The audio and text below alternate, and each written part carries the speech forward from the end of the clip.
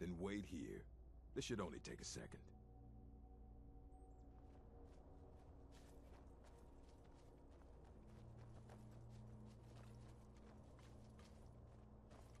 I've got a bad feeling about this.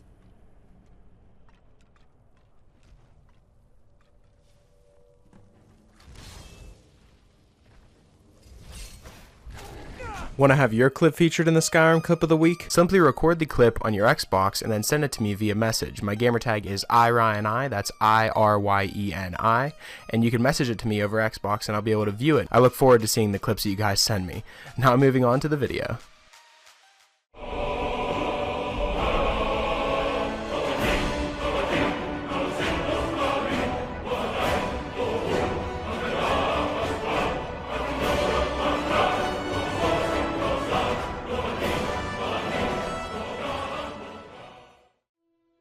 Hey, what's up guys, it's Ryan and welcome back to another episode of Modded Monday. We're on week number 149 now guys. I've picked out 5 new mods for you guys to check out and perhaps add them to your load order if you find them interesting. So let's just jump straight into it. Starting off at our number 5 spot, we have the Perks for Questing mod.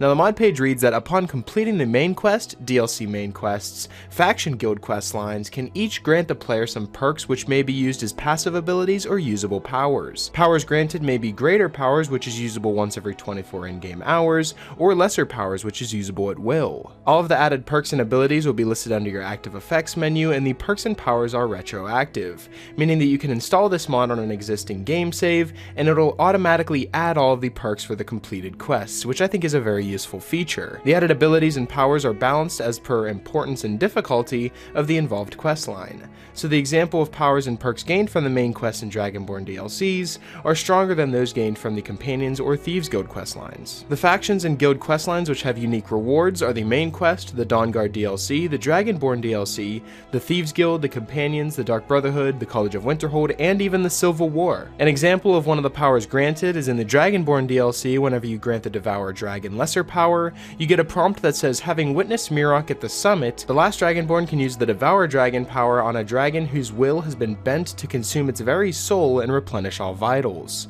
The power will have an effect only on dragons who are completely under the influence of your Bend Will shout.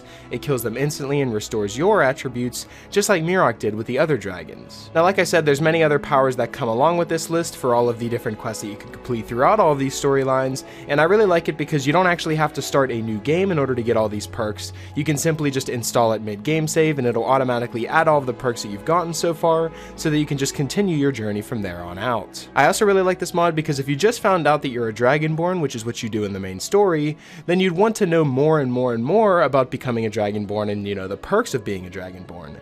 But it just seems like you just keep leveling up your skills and it just goes from there. You don't actually get new perks or anything like that. So doing the main quest and all of these other DLCs, you'll now get more perks, and it feels like you'll be learning as a Dragonborn as you go along through these quests, and you'll get more powers and more abilities as you learn of all the Dragonborn capabilities. So if you want to feel more rewarded instead of getting gold and other shouts, you can actually get perks now and lesser powers from quests that you do whenever doing the main quest and all the other DLCs and other storylines. And that's definitely why this mod comes in at our number 5 spot, so I'd recommend downloading the Perks from Questing mod and giving it a try for yourself. Coming in at our number 4 spot, we have the Better Water for Realistic Water 2. Now yes, this is a mod for a different mod, the Realistic Water 2 mod, which I'll link them together so that you can find them easily, but this is just a mod that covers a different type of mod, which is the Realistic Water 2 one.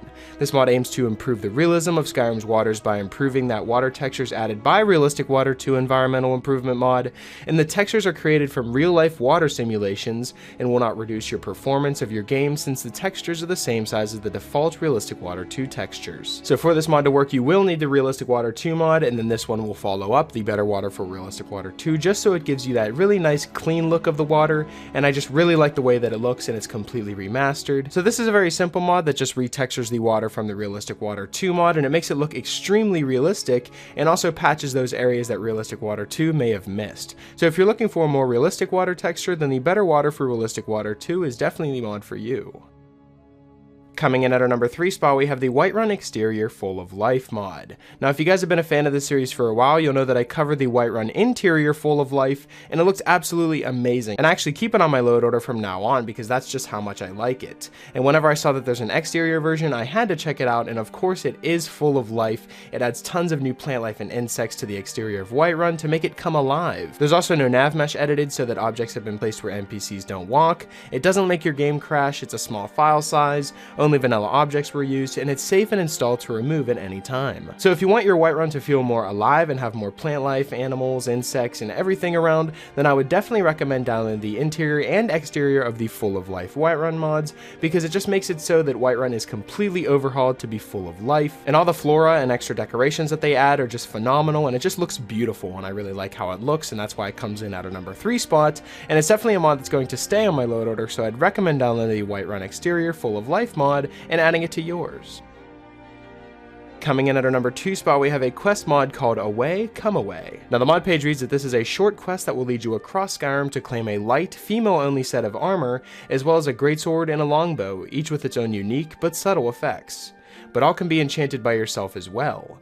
The quest will automatically start whenever you download the mod and will initially lead you to Riverwood. The quest itself is very unique and nothing I've ever seen before, and the rewarded items have the following effects. You have the Etra Greatsword, which allows sprinting power attacks to have the chance, depending on your skill in two-handed weapons, to become a sweeping area of effect attack that briefly slows the passage of time itself. And then we have the Imram Bow, which allows for shots to be fired when an opponent is about to hit you with a melee or ranged weapon. It now has a chance, depending on your archery skill, to disarm it. And then you have the armor, such as the Cuirass, which is after being struck in combat, there is a chance, depending on your skill with light armor, to briefly increase your movement speed, as well as greatly increasing your resistance to any further damage. And then you also have the Torque Amulet, which depending on the day of the week, the torque will bestow a random effect on you. On Sundis, you'll have a 100% chance to recover arrows. On Mundus, you'll have your critical strike chance with weapons increased by 33%. On Tyrdus, you'll have the damage done by your weapon is increased by 25%. Midas, the spell cost will be 50% less to cast. Turdus, you'll have items sold by vendors are 25% cheaper. And Freydus, you'll have the fall damage reduced by 80%. And finally Lordus, which you can now harvest 3 ingredients from plants, mushrooms, and other sources. So this mod comes jam-packed with a bunch of new content and a new quest to go along with it, so why wouldn't you want a mod like this? And that's definitely why this mod comes in at our number 2 spot, so I'd strongly recommend downloading the Away, Come Away quest mod. Coming in at our number 1 spot, we have the Providence and Pestilence, player home for the Peryite faithful. Now I really wanted to switch it up for the player home again, so I included another evil player home because I don't actually tend to feature those too often, and the mod page reads that Peryite's minions have failed him yet again. In an attempt to harness their master's noxious existence, they have unleashed an unworthy miasma upon the temple of the Sagradal, twisting men into monsters that threaten to creep into the world without. Yet for the intrepid soul, the failing of the taskmaster's acolytes poses a rare opportunity. Indeed, with the fall of Sagradal, the power that resides there is unattended, and would make worthy for anyone foolhardily enough to undertake the perilous descent into what terrors await. Just outside Morthal, you can begin your journey at the Fishbelly Grotto, and the features of this mod include Peryite's Blessing of Vile Vapors, which allows the Dragonborn to spew his noxious essence, poisoning foes, and then we have teleportation to the 3 locations throughout Skyrim, which is the Rift in Radaway, Whiterun Catacombs, and Peryite's Shrine in the Reach.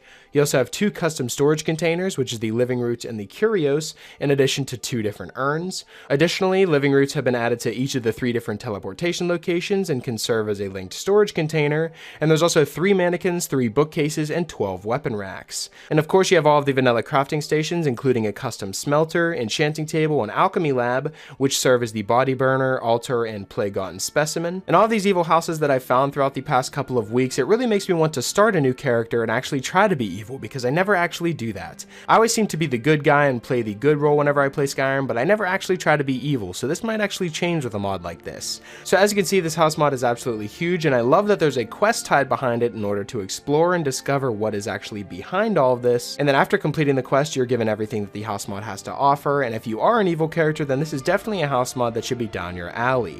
And that's definitely why this mod comes in at our number 1 spot, so I'd strongly recommend downloading the Providence and Pestilence player home for the Peryite faithful mod.